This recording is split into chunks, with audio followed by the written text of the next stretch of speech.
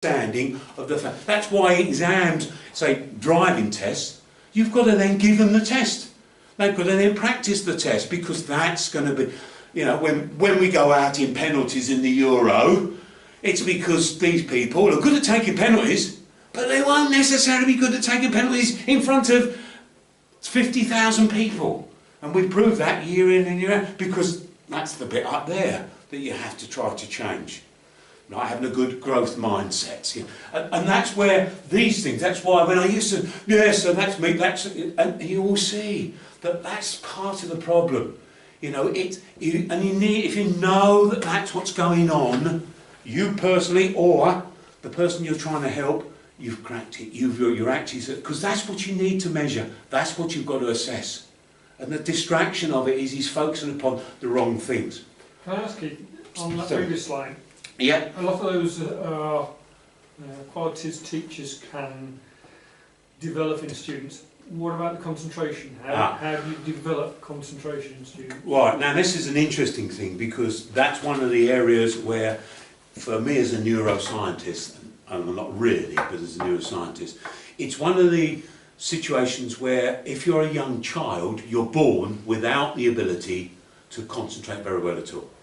So one of the first things you do when a child's born is actually start to do activities with them where they are focusing upon things like that, and gradually that's developed. In PE, in sport, should we say golf? Are you a golfer? Okay. Now, if you do sport, one of the crucial things is you have to then coach. Okay, and this is where the coaching and the teaching, tutoring, mentoring all overlap for me. Because the idea with concentration is actually to then start to develop this as a skill. And you would have to go back to the 5 learning requirements, and you would have to start doing it. So for you, if I identified you, okay, I would say, right, well, we're going to have to do some one-to-one. Immediately you must do the one-to-one. And you're actually having to do a scenario. That's what are you in schools where they have learning mentors? Right, well, I discovered the concept of learning mentors in the late 90s. For me, that was a step forward, because that is a crucial way of trying to develop those particular skills, because you do it in an individual basis. But it has to be done almost in an individual basis. When I wrote the second book, Stacey, who is the subject of this one, becomes the learning mentor. She's not a teacher. She focuses upon developing the skills, and she knows enough about techniques that you can do that. People now come across mindfulness. If you've come across recently, I say recent, 10 years ago, recent is 10 years for me, these sorts of things. Now, I realised, have any of you heard about going into the zone? In sport, we have a phrase, you might pick it up, called going into the zone. It means that you're doing an activity and you've developed it to such an extent, they often call it muscle memory now, you do an activity that you become able to do it with such concentration, time just goes by. Mihaly Csikszentmihalyi, brilliant name, wrote a brilliant book called Flow, and that's what it's about. But in sport, so that's how, but you have to do that separate. So when kids are diagnosed as having ADHD, now that's only a description, because obviously that's what the acronym is, you know immediately that their concentration isn't good. They must therefore, almost by definition, not be in environments where there are lots of distractions. Because one of the crucial things is you're going to have to try to ease them into a scenario, into an environment where they can start to learn how to focus in a better way. And you'll probably find these ADHD kids, and I've put someone on my website, but I don't use it anymore.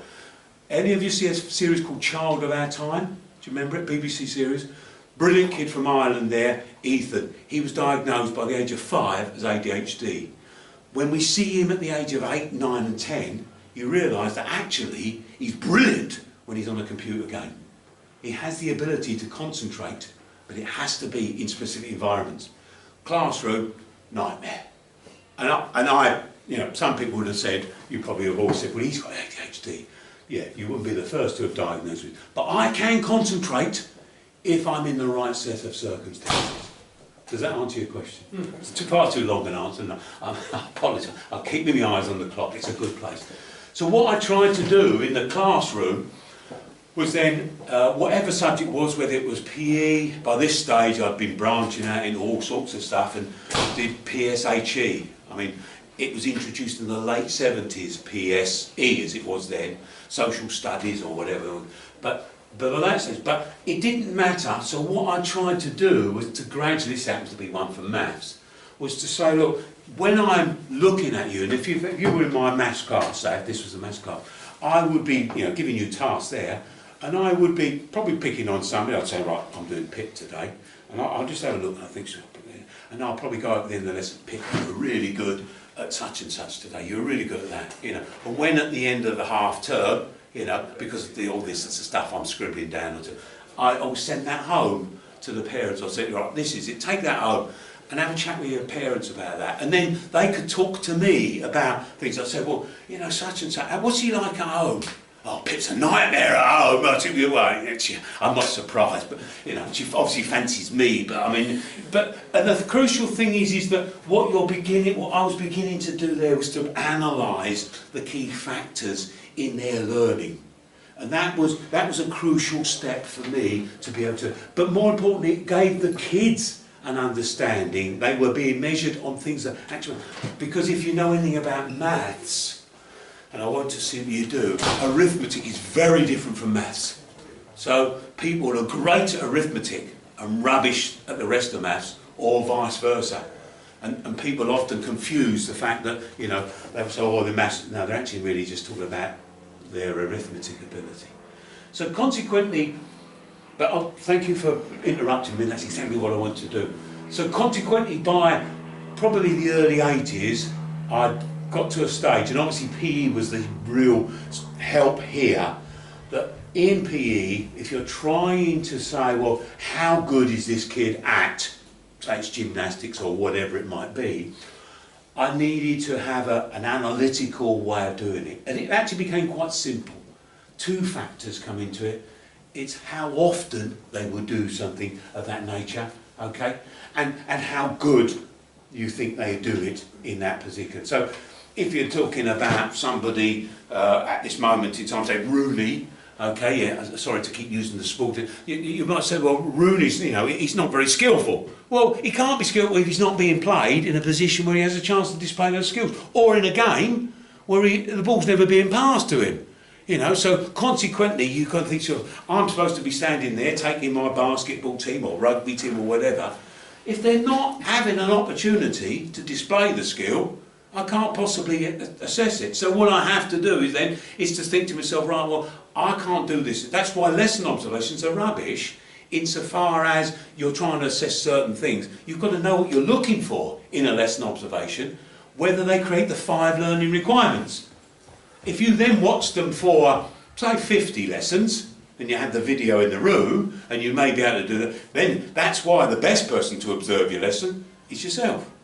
And that's why things like that I've been using since the great big ones in the mid-80s, because it's such a useful tool. But you must have occurs, okay, and the frequency of it, okay, and that's where the crucial part. Once you've done the practice at that, once you've practiced that, it becomes instant. You just do it automatically. So if you've got practical students, if they're drama, if they're dance, if they're CDT, if they're art, any of the practical subjects, you start talking to them and have a good chat with them and show that they probably don't know it because they're not analytical thinkers necessarily, but they will do that.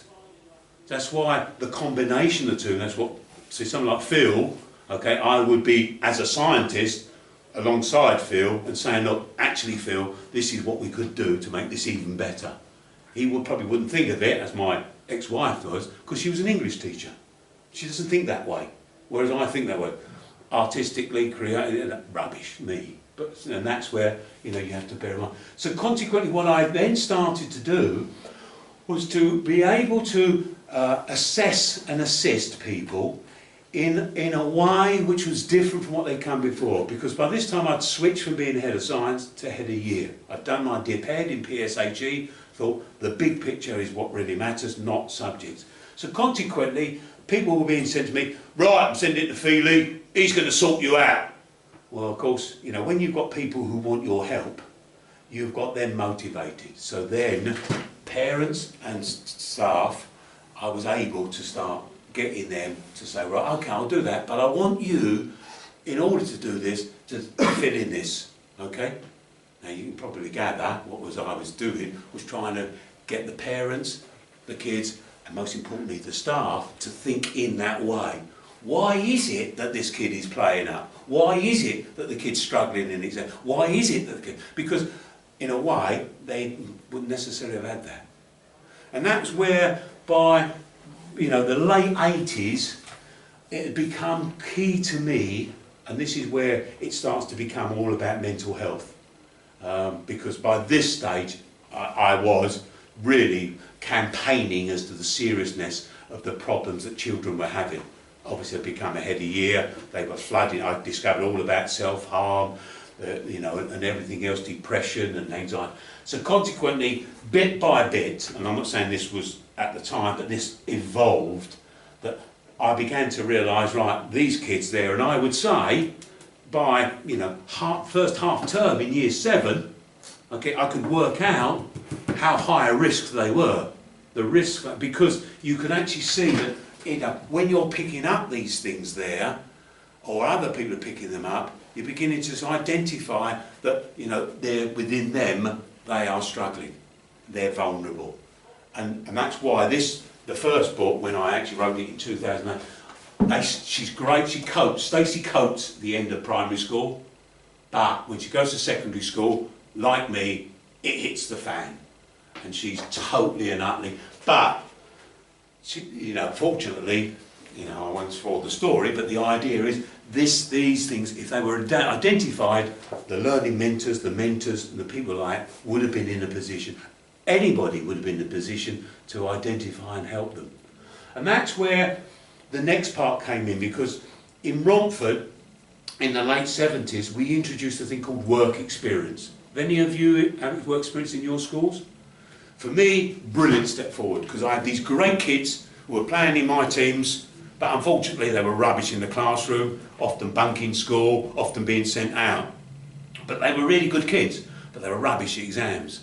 So one of the things that we set up in Romford was to try to give them an opportunity whereby they could go into an environment, because many of them were working down the market. They would get up ridiculous o'clock in the morning and be there all day in terrible weathers. You knew these were great kids, but they just couldn't do exams, academic a nightmare. So what eventually I managed to do was do much research, and by the mid to end of the 80s, and this was, I was starting to do my M.Ed really in staff development then, came across something like this. Now, how many of you have seen a list like this before? Because the crucial thing that you hear about all the time, okay, is the skills shortage. The skills that we're really short of are those things there. If you, and I don't know about anything here, but the area that I've probably done more focus in the last 10 years is in developing leaders. Because from a sporting perspective, that's a thing that's integral to it. And you develop leadership skills, and you'll see where they come in there. But in the general world, I'm afraid it's needed everywhere, and there's a huge shortage of it. When people first look at this list, and remember it's 1990 here, the academic side of things, even in those days, was low down. It's even lower now because the level of literacy and the level of numeracy has improved year on year. And one of the things that we have to try to convey to people is that those top things there are things that we need for everyday life, irrespective of what we're doing.